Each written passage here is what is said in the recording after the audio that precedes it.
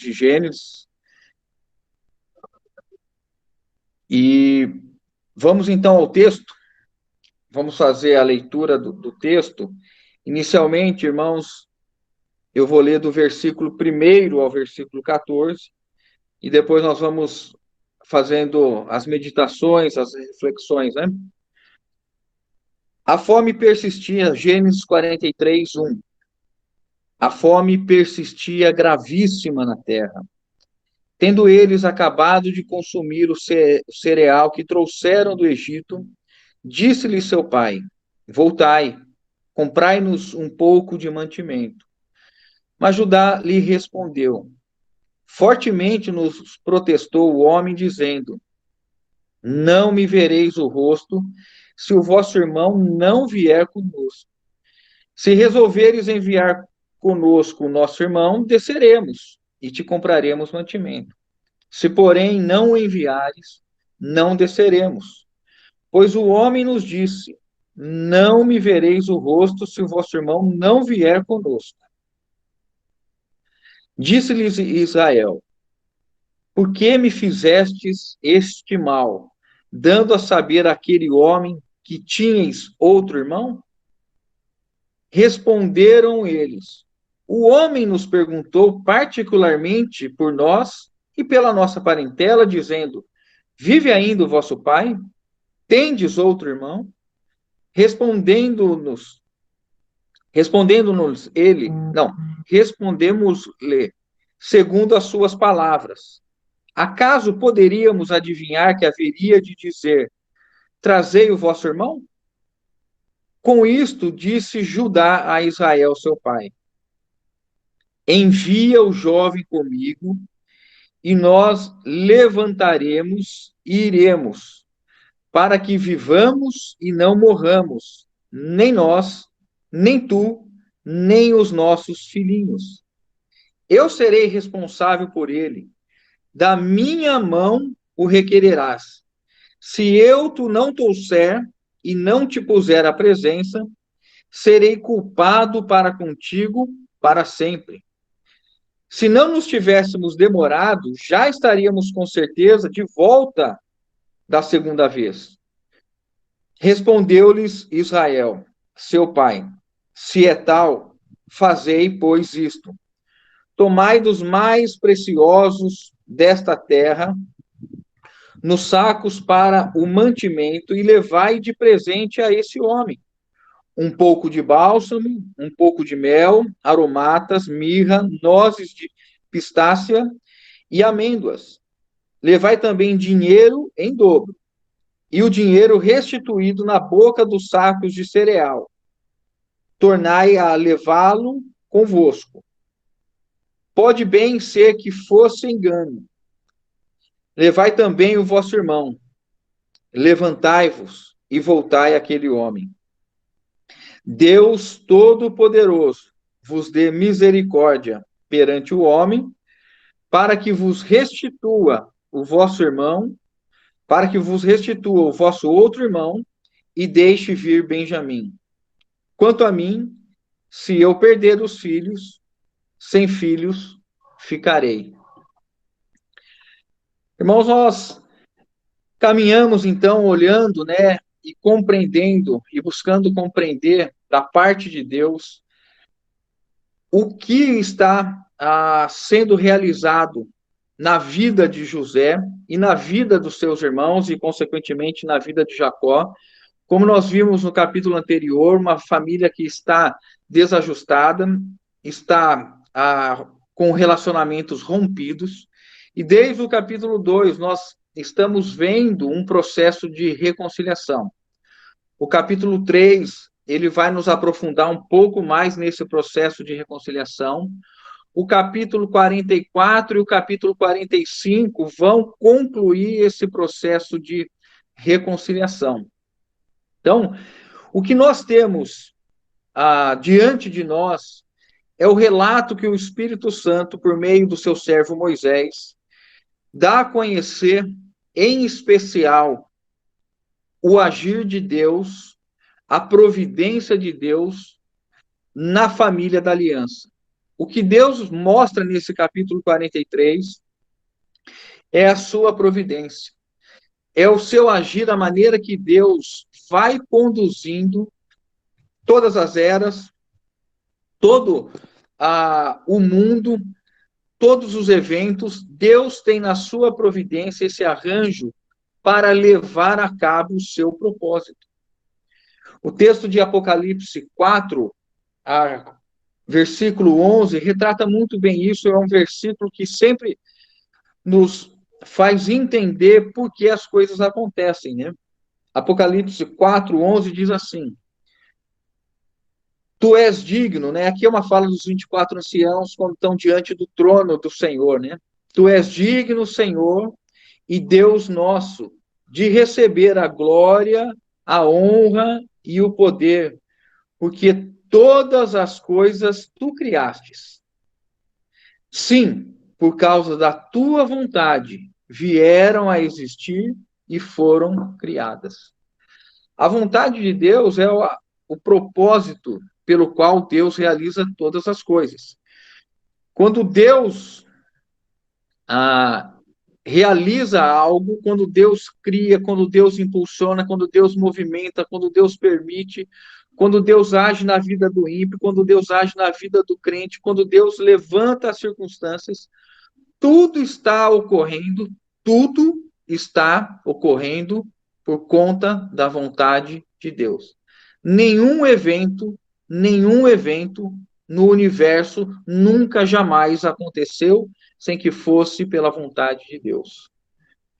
E a vontade de Deus é boa, perfeita e agradável, segundo o texto do apóstolo Paulo em Romanos. A vontade de Deus é boa, perfeita e agradável. Então, movido por sua vontade, nós vamos caminhando junto com a família da aliança, junto com a descendência de Jacó, e vamos entrando na história, entendendo que a sua providência, os arranjos de Deus, eles vão permeando cada evento, cada momento, e Deus vai fazendo os ajustes segundo o seu propósito. Qual o propósito? De trazer o Messias.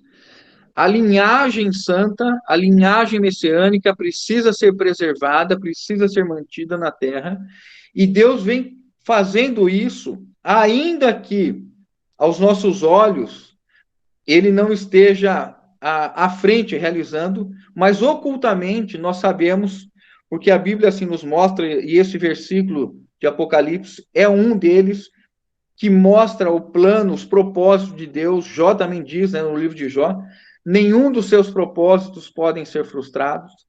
Então, como Deus está por trás, arquitetando e levando todos os eventos, nós conseguimos entender este primeiro versículo. A fome persistia gravíssima na terra. O que está por trás? A providência de Deus. Sim, irmãos, a providência de Deus conduzindo os eventos, conduzindo os arranjos, para que este plano de Deus, para este plano soberano, possa ser plenamente executado. Então, nós sabemos que aos filhos de Jacó já desceram uma vez ao Egito, já estiveram com José sem que José se revelasse, José os reconheceu, e eles então já adquiriram alimento e retornaram com estes alimentos, mas porque José estava com o propósito de averiguar o quanto seus irmãos estavam, de fato, falando a verdade, sendo honesto com relação à fome, com relação à existência de Jacó, que Jacó ainda estava vivo. José retém, então, Simeão como garantia de que eles voltariam trazendo Benjamim, já que eles falaram, olha, existe ainda o filho menor, somos em 11 filhos, né?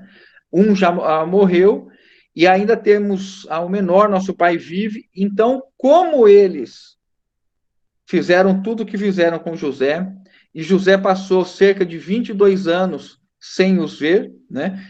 Os encontra neste momento, com mais de 20 anos decorridos, e a última experiência que José teve com os irmãos, nós sabemos, ele foi vendido àquela situação ultrajante, né? Então José desconfia dos seus irmãos e coloca essa condição: vocês vão, levem alimento, mas Simeão fica como garantia, como refém, e não me voltem aqui sem trazer o vosso irmão mais novo, né, no caso Benjamim, como a única maneira de vocês poderem, então, novamente comprarem alimento. E é essa situação que o versículo 1 começa, dizendo que a fome persistia gravíssima. Irmãos, nós devemos ler nas entrelinhas a ação de Deus, a providência de Deus.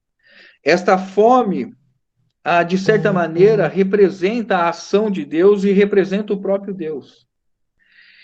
E aqui nós temos, então, nesse relato inicial de Moisés, um momento tenso, mais um dos momentos tensos, um momento de crise, conflito nesta família que tem os seus relacionamentos destruídos, uma família que as coisas mais terríveis estão dentro desse relacionamento, né? Os irmãos imaginem, não só a venda de José, mas manter uma mentira por mais de 20 anos diante de Jacó, por mais de 20 anos. Eles venderam José e falaram que José estava morto. Será que nunca houve um momento em um dos filhos, vou contar para o meu pai, vou dizer a verdade? Eles mantiveram a tristeza de José, de Jacó, mantendo uma mentira. Então, uma família que sustenta uma mentira há anos, que está alicerçada em mentira, né? E nós, então, vemos Deus agindo para gerar uma reconciliação. E aqui, este relato, né? Ele coloca este conflito sendo forçado por Deus, a fome é Deus impulsionando para que o seu propósito seja realizado. E quando Jacó vê que o alimento terminou novamente, né, ele diz aos seus filhos: levantem, né, e vão comprar um pouco de mantimento.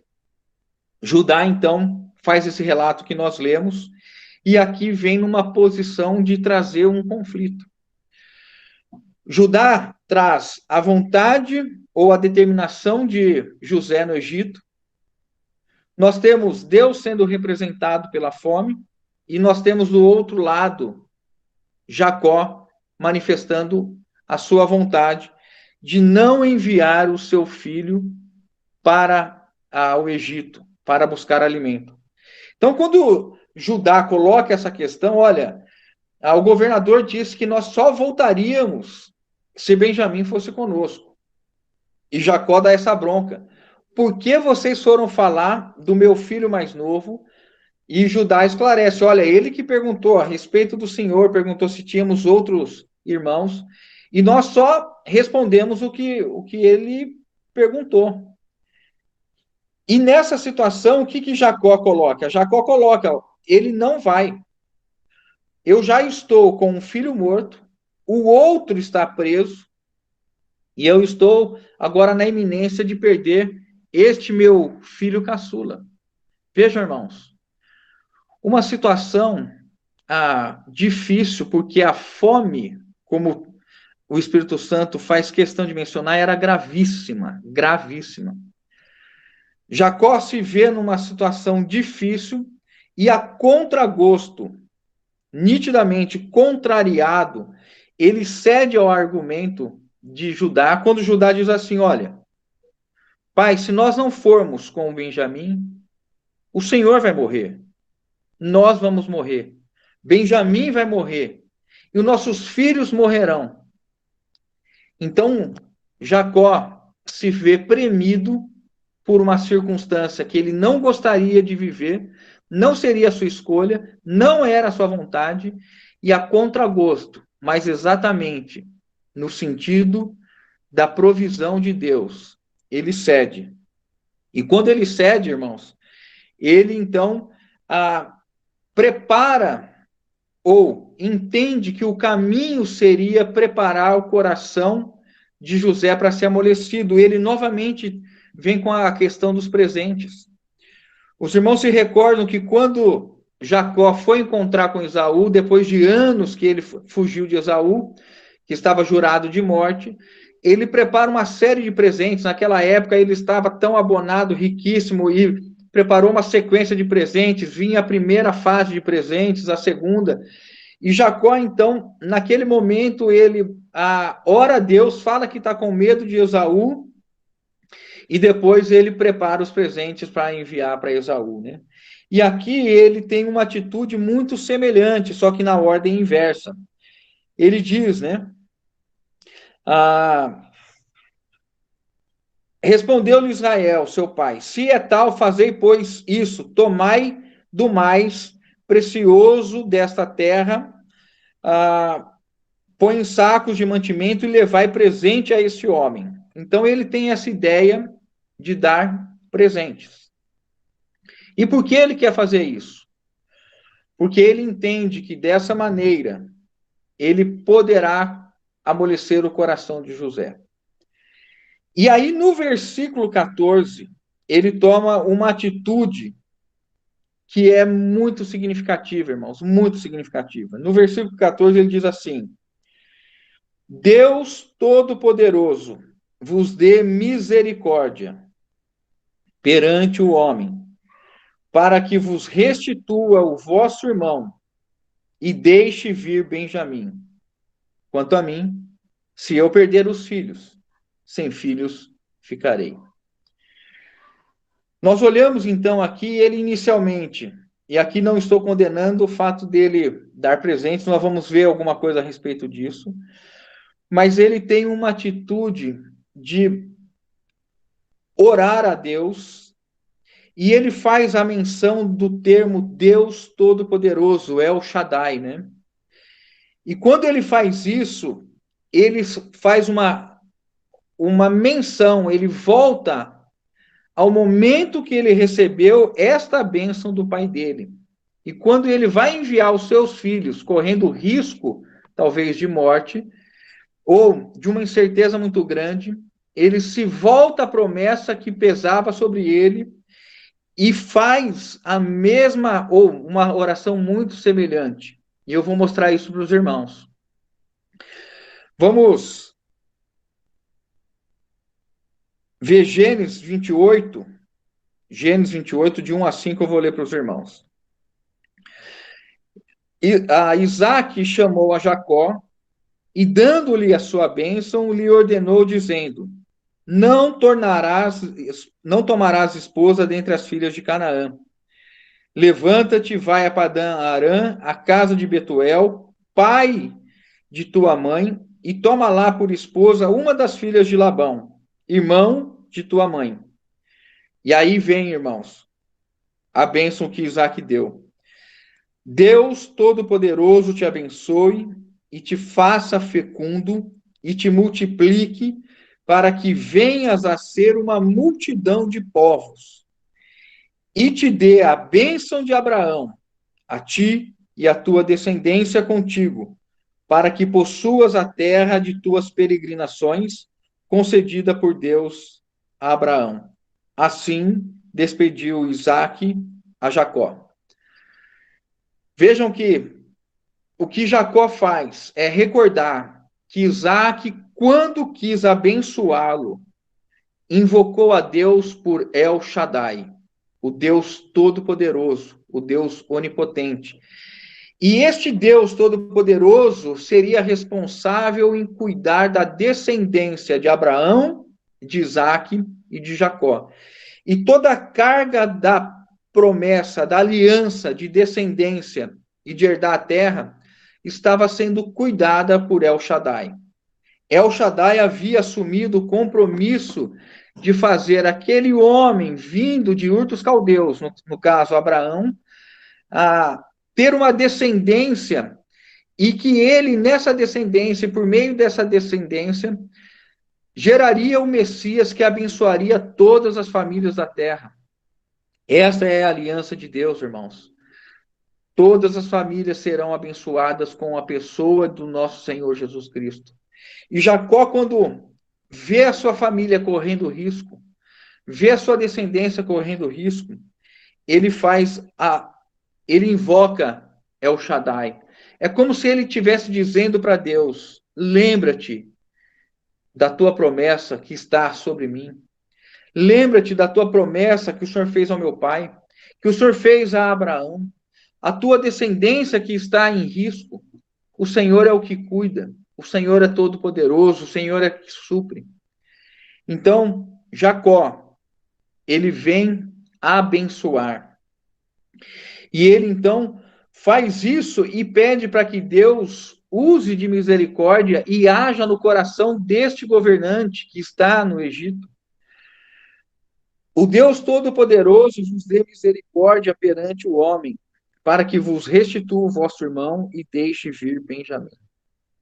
Irmãos, há 2 pontos aqui importantes, né? Eu vou, antes de falar a respeito dessa oração, né, do Deus Todo-Poderoso, vou só para a gente seguir a sequência dos fatos, e vou voltar um pouquinho, já retomo aqui a questão de El Shaddai.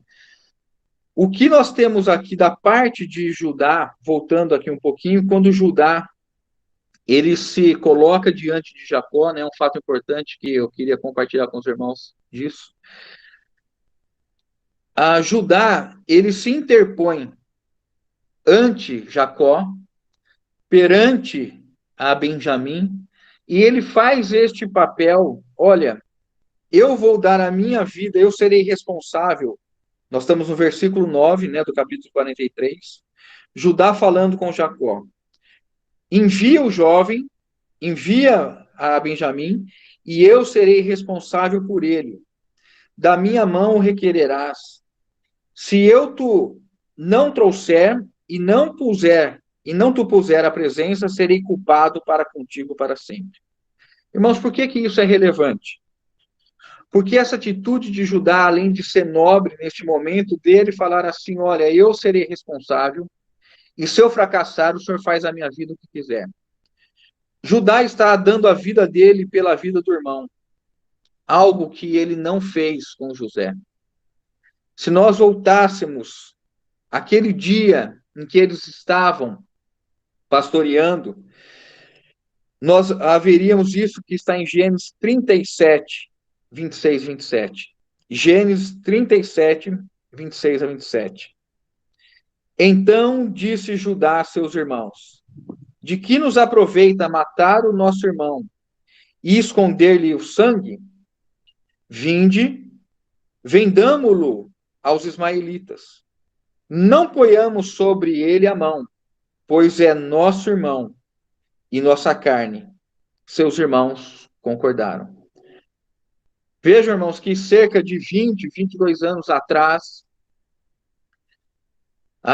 Judá estava numa região erma, pastoreando com seus irmãos, e quando eles têm a ideia de matar, e Rúben diz: não vamos matar, e aí Judá diz assim: bom, por que nós vamos matar? Que vantagem nós teremos? Vamos vender o menino, vamos ganhar um dinheiro, estamos livres do sangue, estamos livres da morte dele, e podemos seguir bem com isso. Vejam, irmãos, anos depois, Judá tem uma outra atitude completamente diferente. Diante do risco de morte do seu meio-irmão, Benjamim, ele vai até seu pai e diz assim: eu serei responsável pela vida. E se eu falhar, eu estarei em pecado com o Senhor para sempre. E o Senhor poderá me punir da maneira que quiser. Nós vemos uma mudança na vida deste homem, e isso sempre deve nos alertar que quando nós olhamos para as pessoas, às vezes nós olhamos e julgamos as pessoas por atos e fatos que elas fizeram anos atrás, e nós não lhes damos direito de mudança. Nós não lhes damos direito de terem mudado, amadurecido e ter uma outra posição. Vejam como é nobre o que Judá está propondo aqui. O mesmo Judá que teve uma atitude vil, uma atitude abominável, uma atitude que já estava numa situação toda terrível, né? Estavam cogitando matá-lo. É difícil imaginar um grupo de irmãos intentar contra outro irmão dessa maneira, né? É muita maldade. E aí, dentro desse cenário, a Judá fala assim: vamos vender, vamos ganhar alguma coisa com isso. Matar não vai trazer benefício nenhum, vamos vender. E agora este homem já está mais maduro, o tempo passou, há uma mudança nele e ele se arrisca por Benjamim. O que nos faz também, trazendo uma aplicação para nós, irmãos, é olharmos para Jesus, que deu a sua vida em favor de cada um de nós. Jesus não hesitou morrer por nós quando nós ainda éramos inimigos dele. E nós hoje, irmãos, reconhecendo esta obra que Jesus fez em nossas vidas, ainda sendo inimigo, ele morreu por cada um de nós, para que nós vivêssemos para ele. É isso que Paulo nos diz, né, em 1 Coríntios capítulo 5. Um morreu por todos, para os que vivem, né, não vivam mais para si mesmos, mas para aquele que por eles morreu e ressuscitou, né? 1 Coríntios 5, 14, 15, né, em diante, né? Quando nós olhamos alguém que se dispõe a morrer por alguém, né? Em outro trecho a palavra diz, talvez alguém se anime a morrer por um amigo seu, né?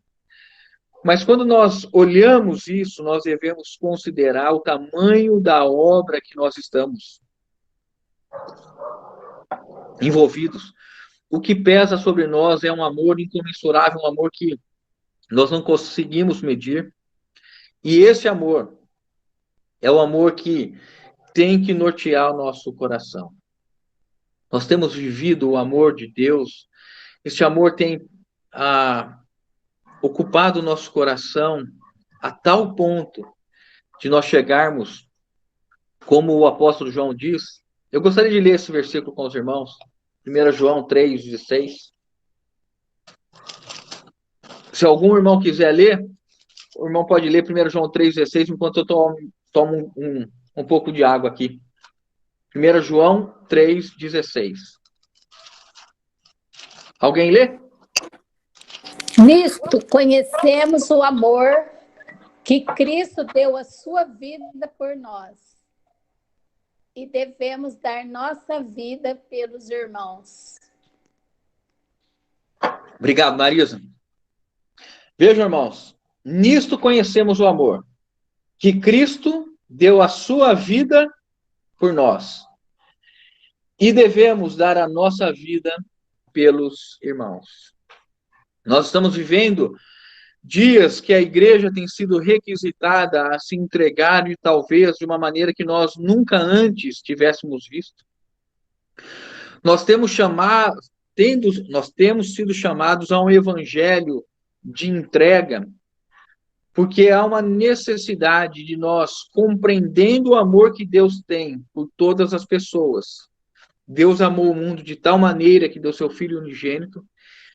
E quando nós entendemos que Deus ama essas pessoas, Ele divide, Ele partilha conosco do seu amor, nos dando a oportunidade de amarmos as pessoas a quem Ele ama.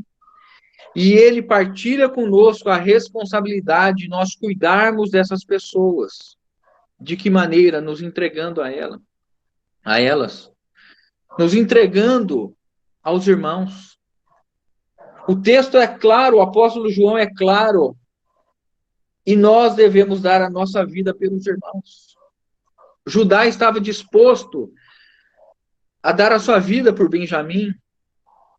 Judá estava disposto a sofrer por Benjamim. Judá estava disposto a abrir mão por Benjamim. Se nós olhássemos capítulo 42, Rúben teve uma atitude estranha, porque ele diz assim, olha, me dá Benjamim, eu volto com Benjamim para o Egito, e se eu não voltar com Benjamim, eu pego Benjamim, vou ao Egito, liberto a Simeão e volto com Simeão e Benjamim. E se eu não conseguir fazer isso, o senhor pode matar meus 2 filhos. Isso está em Gênesis 42. Rúben entrega os seus 2 filhos caso ele falhasse em trazer Benjamim. Qual é a manifestação de amor nesse caso de Rúben? Mas quando nós vemos Judá falando assim, eu sofrerei o dano, eu serei punido. O senhor pode fazer o que quiser comigo. O senhor pode me julgar como devedor para sempre. A minha vida passará a lhe pertencer. E nós entendemos, então, o que o apóstolo João quer falar conosco a respeito de darmos a nossa vida pelos irmãos. Devemos considerar isso, irmãos. O quanto de fato nós temos nos entregado aos irmãos, nas angústias, nas tristezas, nas dificuldades de todas as ordens, dificuldade material. Se alguém ver o seu irmão, vir seu irmão passar necessidade, dizer que Deus te cuide de você, o que ele é senão um hipócrita? O que nós devemos nesses dias é pedir que o Senhor nos dê graça para entender que Deus tem distribuído o seu amor para conosco, nos conferindo fardos de amor, para nós vivermos relacionamentos sinceros, íntegros, absolutos, de entrega. E isso nos coloca diante do Senhor como indagação: Senhor, como eu tenho vivido? Como eu tenho me entregado à tua igreja? E não somente à igreja, né? Como eu falei anteriormente, citando o texto de João, Deus amou o mundo, Deus ama as pessoas, e nós devemos ser esses que estão dispostos a levar o evangelho, a anunciar as boas novas, e a cuidar das pessoas, e a conviver com as pessoas pelo propósito de Deus, não pelas nossas escolhas. Deixemos de escolher as nossas panelinhas, as nossas preferências, e viver somente com aqueles que nós gostamos, porque o amor de Deus é para todas as pessoas, né? Nós seguimos, então, agora, irmãos, esse era o ponto que eu queria meditar com os irmãos, porque me chamou muito a atenção essa atitude de Judá, né? E agora vamos voltar rapidamente para a gente seguir. Deus Todo-Poderoso, nós voltamos ao versículo 14, quando então Jacó faz esta oração, e nós lembramos que Jacó foi alvo desta oração, e ele então entrega a sua descendência ao Deus Todo-Poderoso, ao El Shaddai. E o que Jacó faz aqui, irmãos, se não abençoar? Acho importante também, irmãos, nós lembrarmos disso, né? Abençoar, bendizer as pessoas. Nós devemos ser esses que sempre estão trazendo as boas novas às pessoas. Nós sempre devemos levar aquilo que edifica. Nós sempre devemos falar palavras que edificam. Que não saia palavras da nossa boca de maldição. O irmão Vasquez nos lembrou há pouco tempo o texto de Filipenses 4:8. A boca fala do que está cheio o coração. E se nós estamos com a mente, com o coração ocupados, permeados por tudo aquilo que é bom, honesto, íntegro, verdadeiro, né? O texto de Filipenses 4:8. Seja isso que ocupe o vosso coração, seja isso que ocupe a vossa mente. Nós estamos vivendo dias em que a igreja precisa estar verdadeiramente ocupada com a palavra de Deus e permeada com a palavra de Deus para saber responder a cada um aquilo que edifica, aquilo que é necessário, aquilo que é bênção. Queria ler rapidamente com os irmãos alguns textos a respeito disso. Lucas 6:28 diz assim: bendizei aos que vos maldizem. Jesus está dizendo isso, né? Bendizei aos que vos maldizem. Orai pelos que vos caluniam. O que isso diz? Que nós somos esses que devem estar em toda situação, abençoando as pessoas, inclusive os que nos perseguem, inclusive aqueles que trazem problema, inclusive aqueles que trazem mágoa, aqueles que trazem humilhação, aqueles que trazem situações de conflito e crise para nós. Bendizei aos que vos maldizem, orai pelos que vos caluniam. Isto é o que nos diz o nosso Senhor. Provérbios 18, 21. Esse é um texto importante, irmãos. Provérbios 18, 21. A morte e a vida estão no poder da língua. A morte e a vida estão no poder da língua. O que bem a utiliza, come do seu fruto. O que nós somos ensinados aqui? Que nós podemos tanto bem dizer quanto mal dizer, abençoar quanto amaldiçoar. E que há um poder, quando nós falamos, em especial, irmãos, em especial, sobre as nossas próprias vidas. Porque o fruto, como diz aqui, o que bem a utiliza, come do seu fruto. O que o homem planta, isto colhe. Se nós amaldiçoarmos, colheremos maldição. Se nós abençoarmos, colheremos bênção. O fruto que estará disposto para nós é resultado daquilo que nós estamos falando. Por isso que quando o Senhor apareceu a Abraão, o pai de todas essas coisas que nós estamos vivendo aqui, o responsável por nós estarmos vivendo essa maravilhosa e poderosa aliança, o pai da fé, o Senhor disse para ele: "Sê tu uma bênção". Nós somos esses que a nossa presença deve trazer a presença do Salvador. Sermos luz, sermos sal, sermos esses que indicam o caminho. Vamos seguir então, irmãos? Espero que os irmãos tenham anotado os versículos aí, Lucas 6, 28, né? E Provérbios 18, 21. Agora nós vamos ver o próximo trecho, do 15 ao 25. Tomaram, pois, os homens os presentes, o dinheiro em dobro, e a Benjamim. Levantaram-se, desceram ao Egito e se apresentaram perante José. Vendo José a Benjamim com eles, disse ao despenseiro de sua casa: "Leva estes homens para casa, mata reses e prepara tudo." Animais, né? O gado, ovelha, mata o boi, a ovelha, e prepara tudo, pois estes homens comerão comigo ao meio-dia. Fez ele como José lhe ordenara e levou os homens para a casa de José. Os homens tiveram medo. Os homens tiveram medo, porque foram levados à casa de José e diziam: "É por causa do dinheiro que da outra vez voltou nos sacos de cereal para nos acusar e arremeter contra nós, escravizar-nos e tomar nossos jumentos." E se chegaram ao mordomo da casa de José e lhe falaram à porta e disseram: "Ai, senhor meu, já uma vez descemos a comprar mantimento.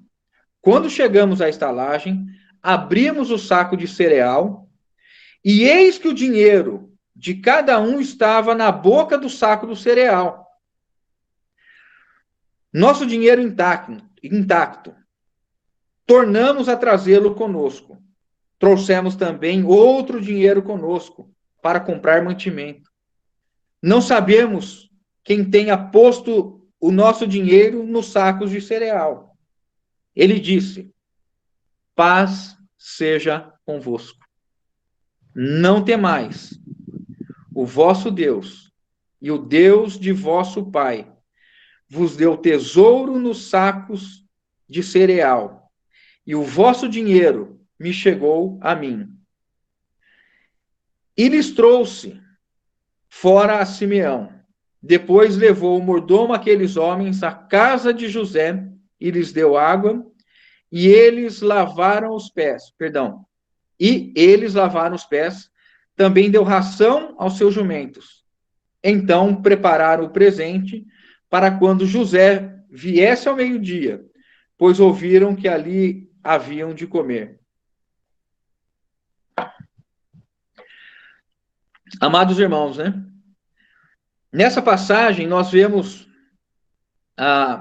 o plano de Jacó sendo colocado em prática, a estratégia dos presentes, e eu queria que os irmãos atentassem para um versículo de Provérbios que diz assim, Provérbios 18:16. O presente que o homem faz, alegra-lhe o caminho e leva-o perante os grandes.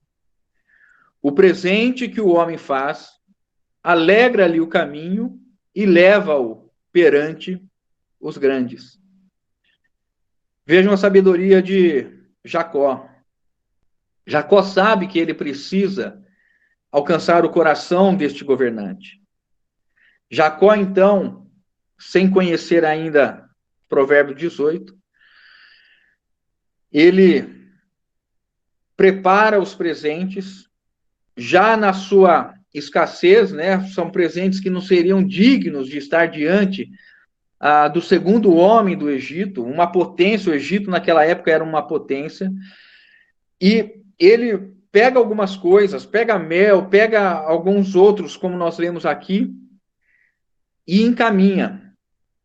Mas, neste momento, ele faz a oração e pede para que o coração fosse aberto.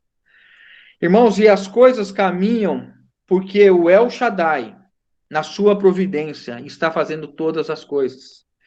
Deus está atrás do mordomo, Deus está atrás de José, Deus está atrás de Faraó, Deus está atrás de Jacó, dos seus filhos. E quando eles chegam com os presentes, José vê Benjamim, alegra o coração, e José com o coração puro, um sentimento puro. Ele não precisava fazer isso. Ele fala, traga para casa. Traga essas pessoas que foram recebidas inicialmente como espiões, tragam agora para receber da minha misericórdia, da minha graça, da minha bondade. José, então, reconhece que eles agiram com integridade quando falaram que havia um outro irmão mais novo. E José, então, após fazer esse teste de fidelidade, integridade, vamos saber se é verdade, então, eu vou reter Simeão. Se não houver um irmão mais novo, porque havia uma lógica na cabeça de José aqui, irmãos. Jacó teve por Raquel como esposa, né? Os irmãos lembram que Jacó teve 4 mulheres que geraram um filho, mas a mulher do coração de Jacó era Raquel.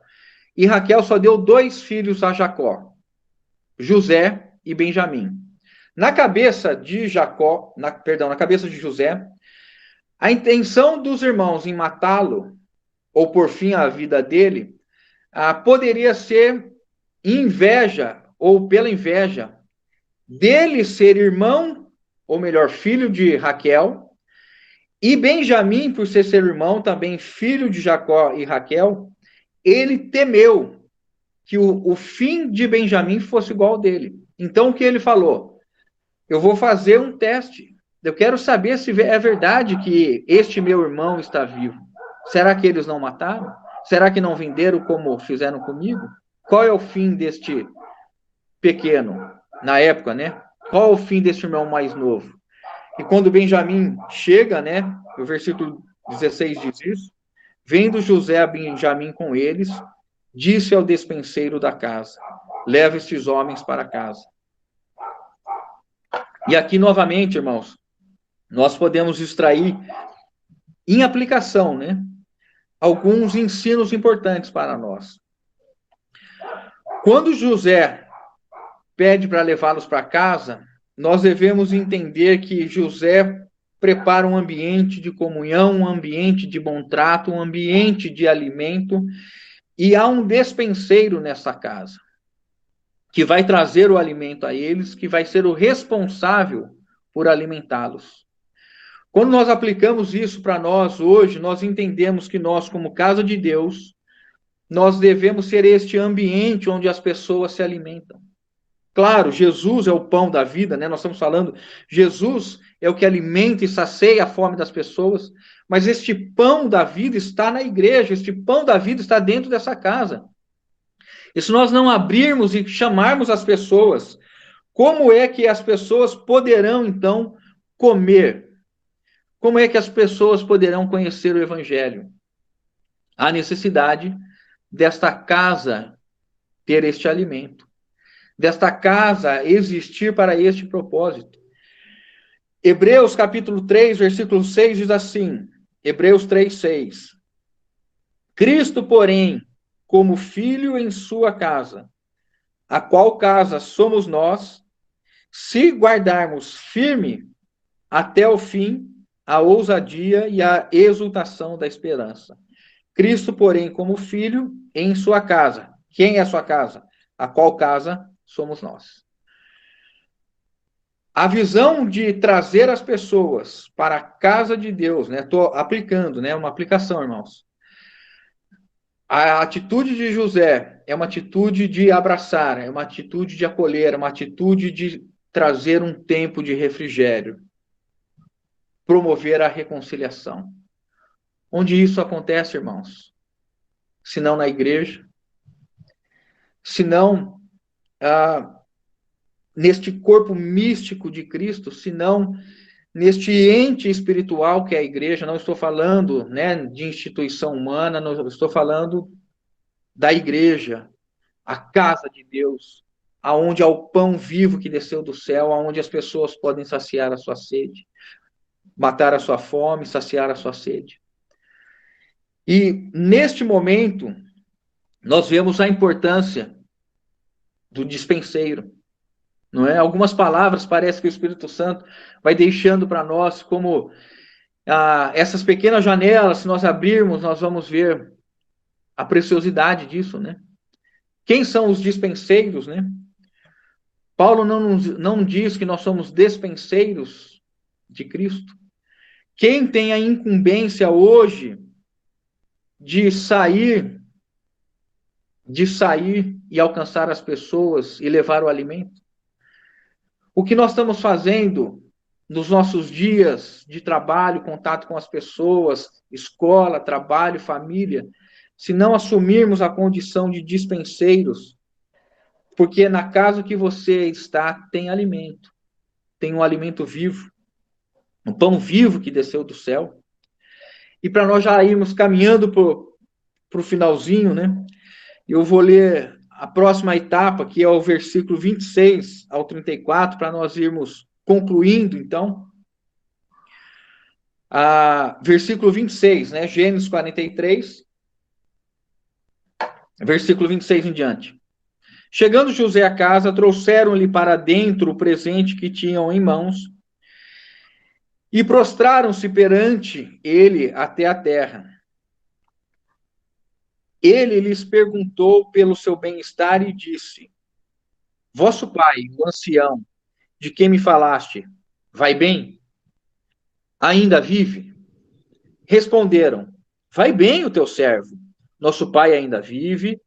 E abaixaram a cabeça e prostraram-se. Levantando-se José os olhos, viu a Benjamim, seu irmão, filho de sua mãe, e disse: Este é o vosso irmão mais novo, de quem me falaste? E acrescentou: Deus te conceda graça, meu filho. José se apressou e procurou onde chorar, porque se movera no seu íntimo para com seu irmão.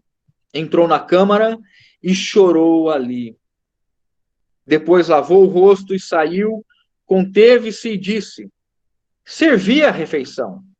Serviram-lhe a ele a parte, e a eles também a parte, e a parte aos egípcios, que comiam com ele. Porque aos egípcios não lhes era lícito comer pão com os hebreus, porquanto é isso abominação aos egípcios. E assentaram-se diante dele o primogênito, segundo a sua primogenitura, Rúben, e o mais novo, segundo a sua minoridade, Benjamim. Disto, os homens se maravilharam entre si. Então, lhes apresentou as porções que estavam diante dele, E a porção de Benjamim era 5 vezes mais do que a de qualquer um deles. E agora olha como termina, irmãos. E eles beberam e se regalaram com ele.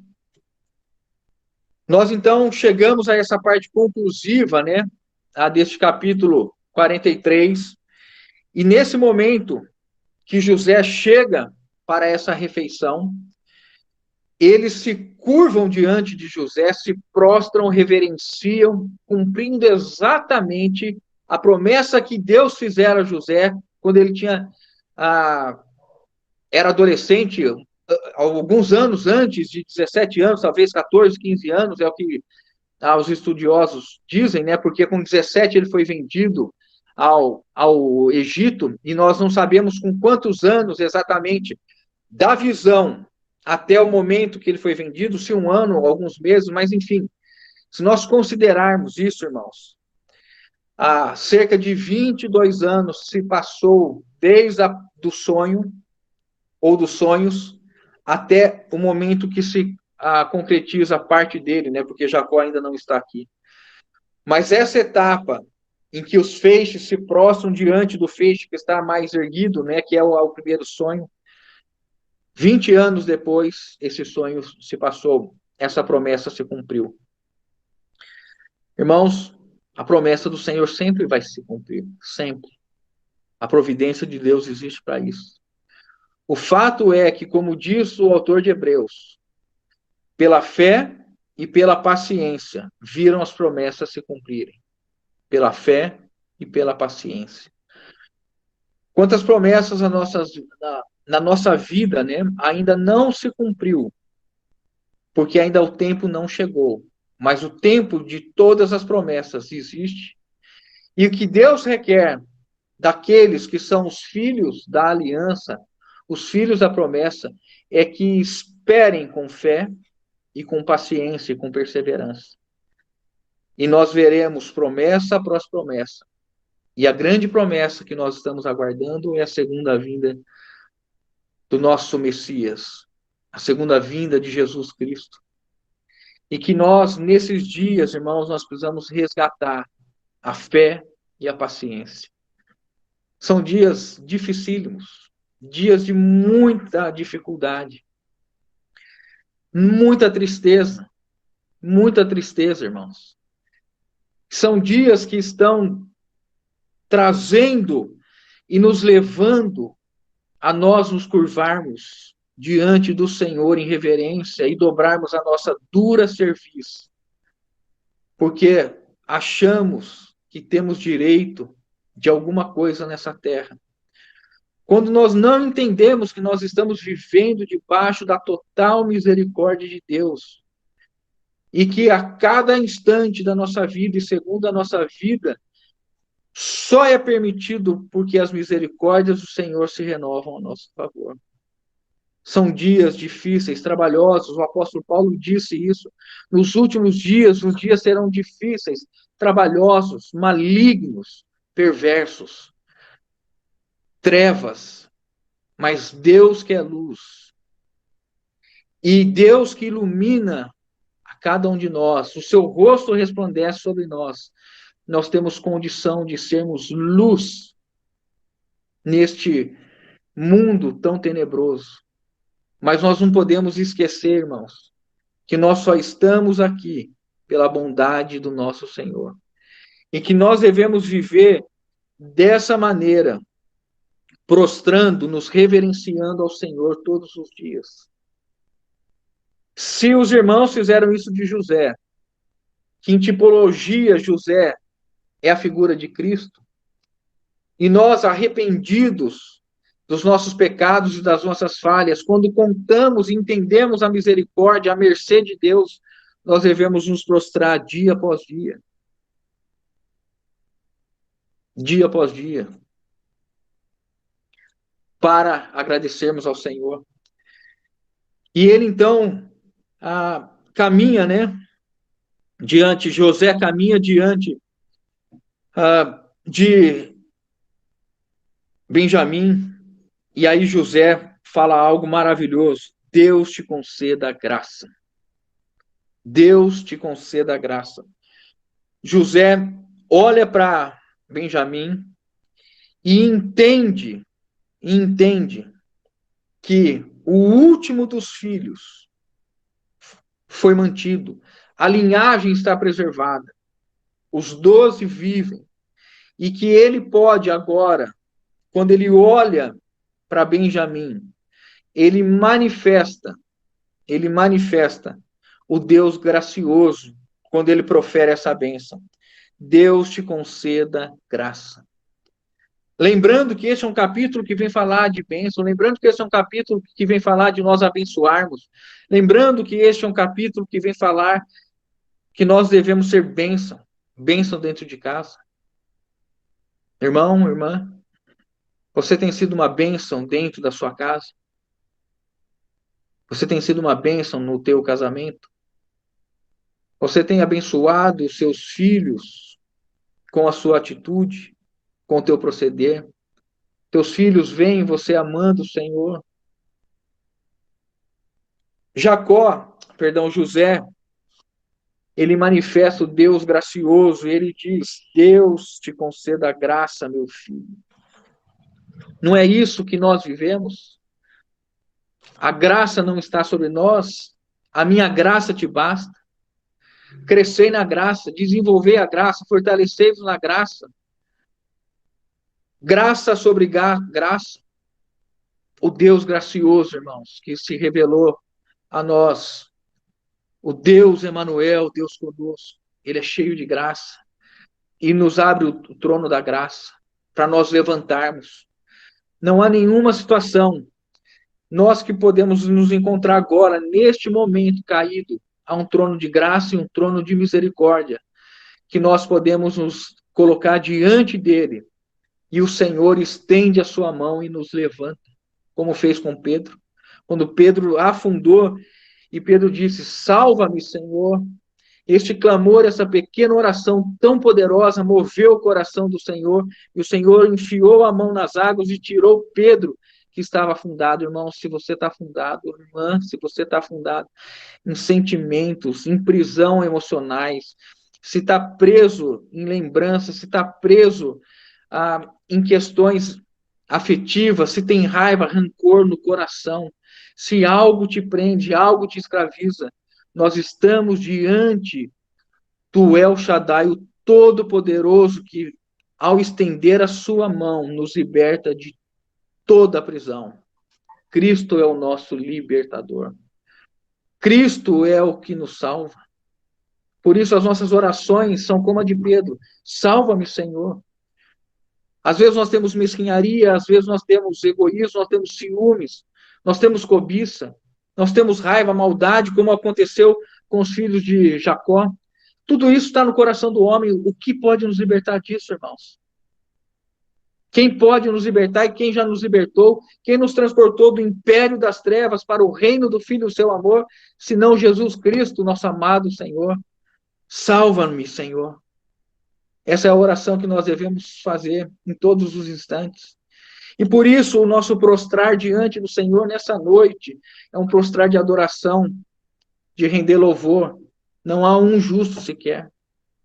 Nenhum de nós é digno, irmão. Nenhum de nós. Nós somos pó. Nós não temos nada. Tudo é misericórdia de Deus em nossas vidas, né? E aí, então, nós seguimos e José manda servir a refeição. Há uma questão aqui: os egípcios, na sua arrogância, e Deus vai tratar com o Egito. Inúmeras profecias são ditas a respeito dos egípcios, embora a promessa feita a Abraão de abençoar todas as famílias inclua o Egito, e há casos de egípcios convertidos. Então, nós hoje devemos entender que Deus disciplina por conta da sua misericórdia, para conceder a graça.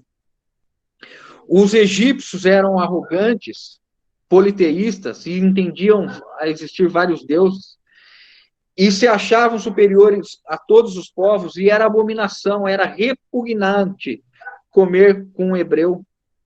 Então, na hora de servir a refeição, José se senta com os egípcios, seus irmãos se sentam à parte, recebem as refeições e, embora estejam todos no mesmo ambiente, e quando eles estão nessa situação, irmãos, os irmãos de José têm agora comida e bebida.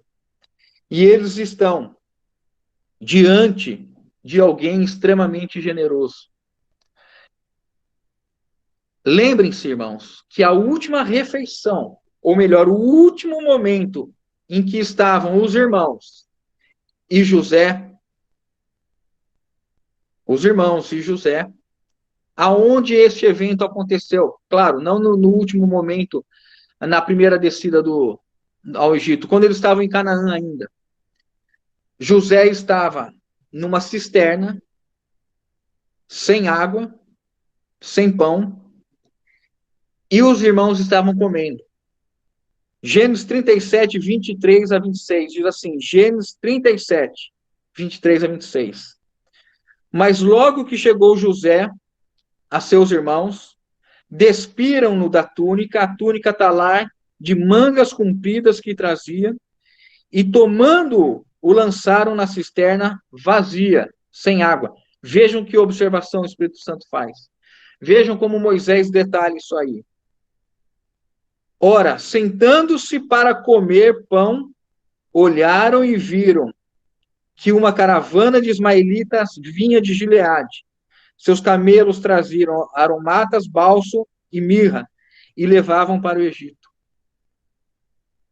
Nós estamos, então, vendo José na cisterna, vivendo a traição, o momento mais angustioso da vida, e os irmãos tranquilamente comem pão. E os irmãos tranquilamente fazem a refeição.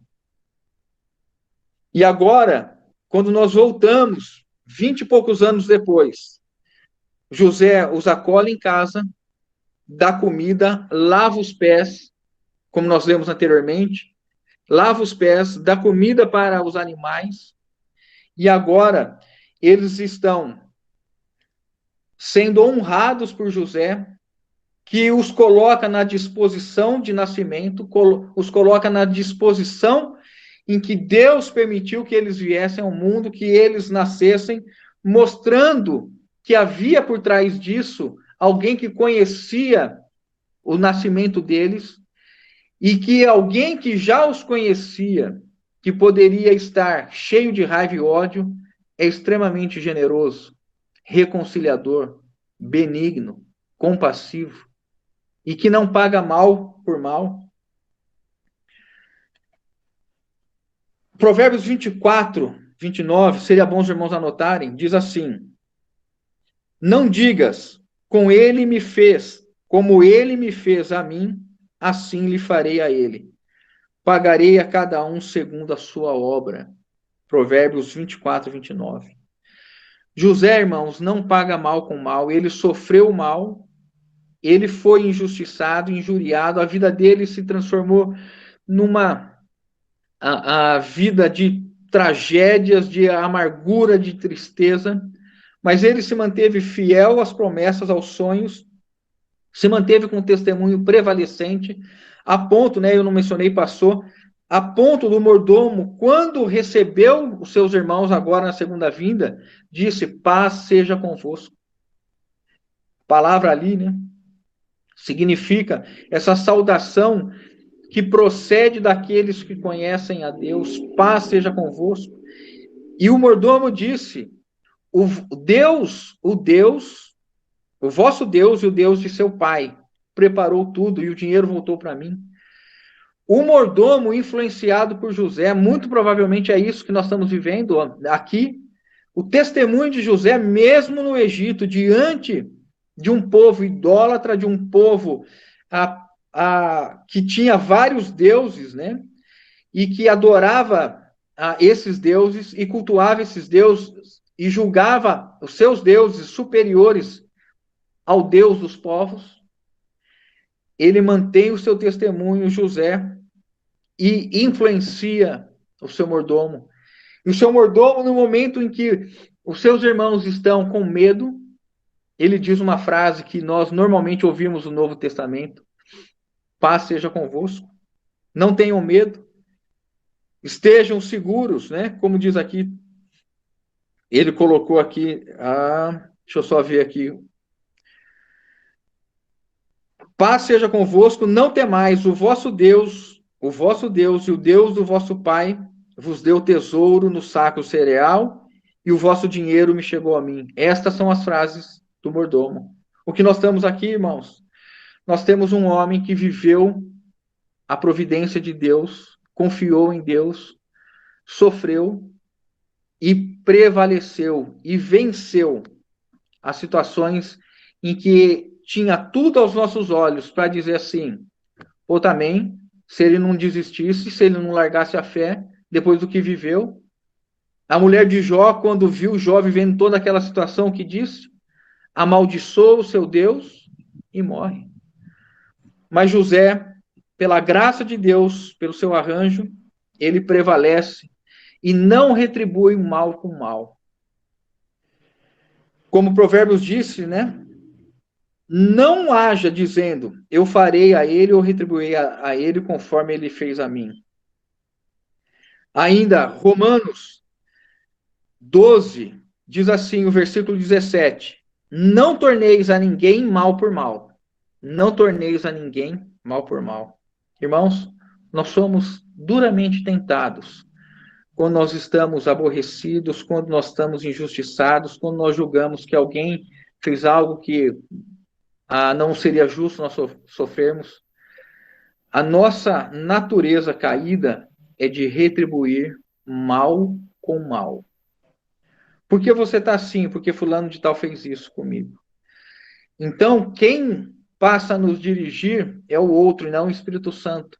Porque se conforme a atitude do outro eu reajo, eu não sou guiado pelo Espírito Santo, mas eu sou guiado pela ação do outro.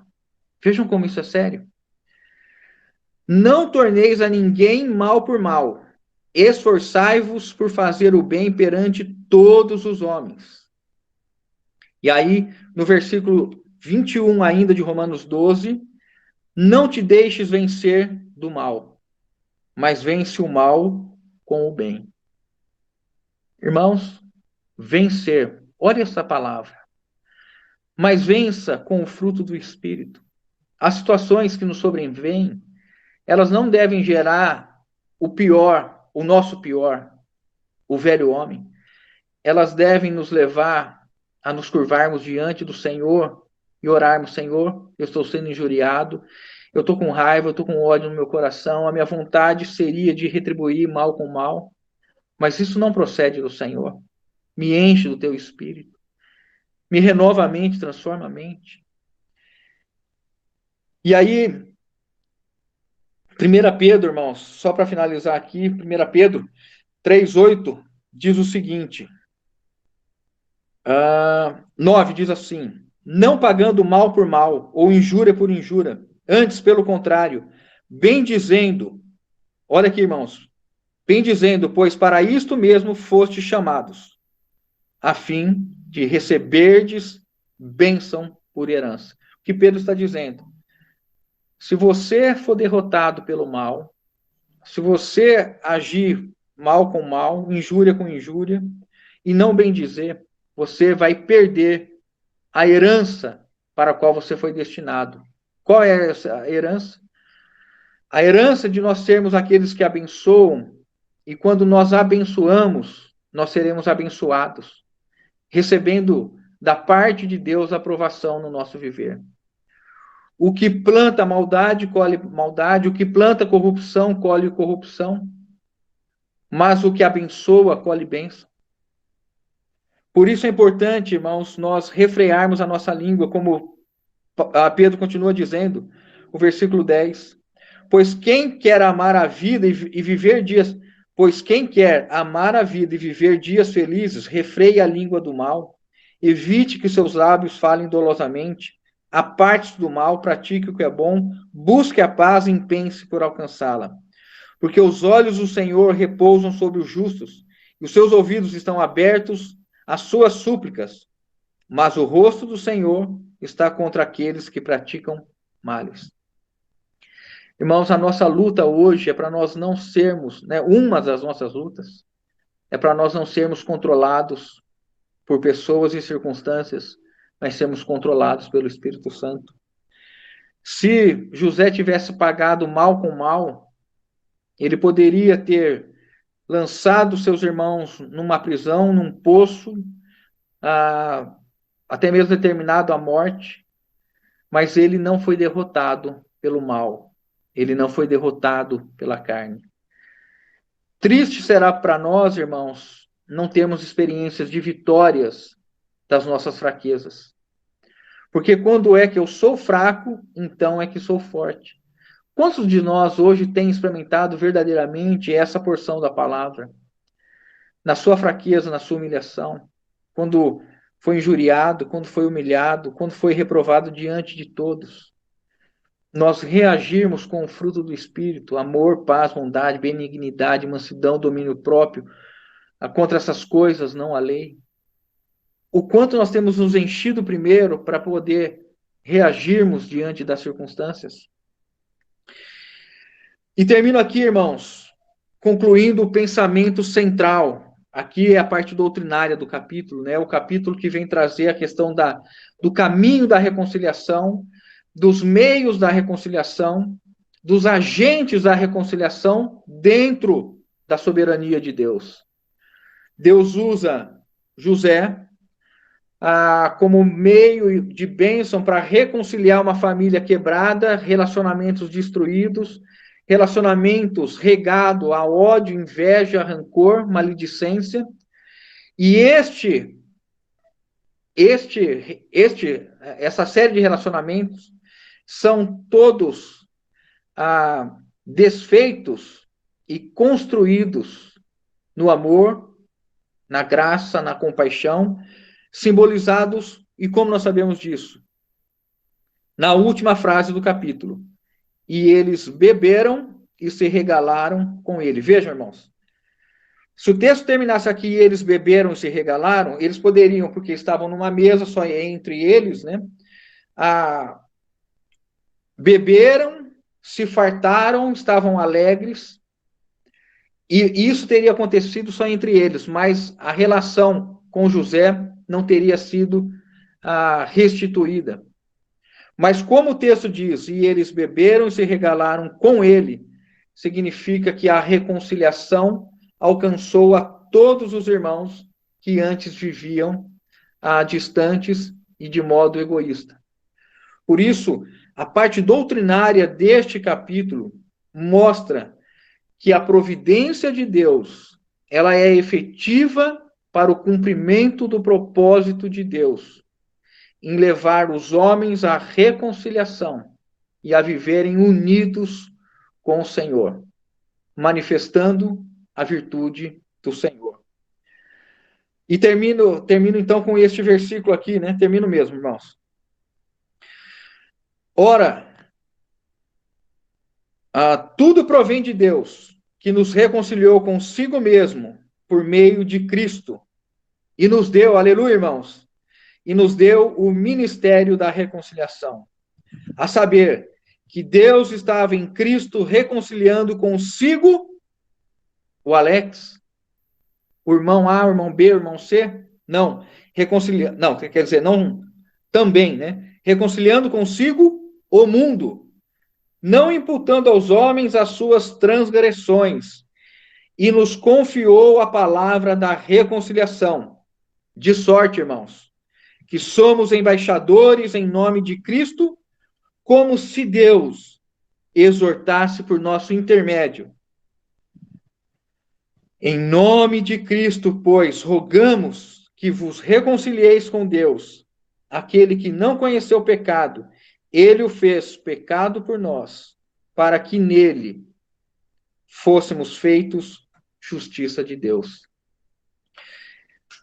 Que palavra poderosa para nós, irmãos, entendermos que Deus, ele amou o mundo e morreu para todos os homens. Claro, não significa que a salvação, que todos estão salvos, são coisas distintas.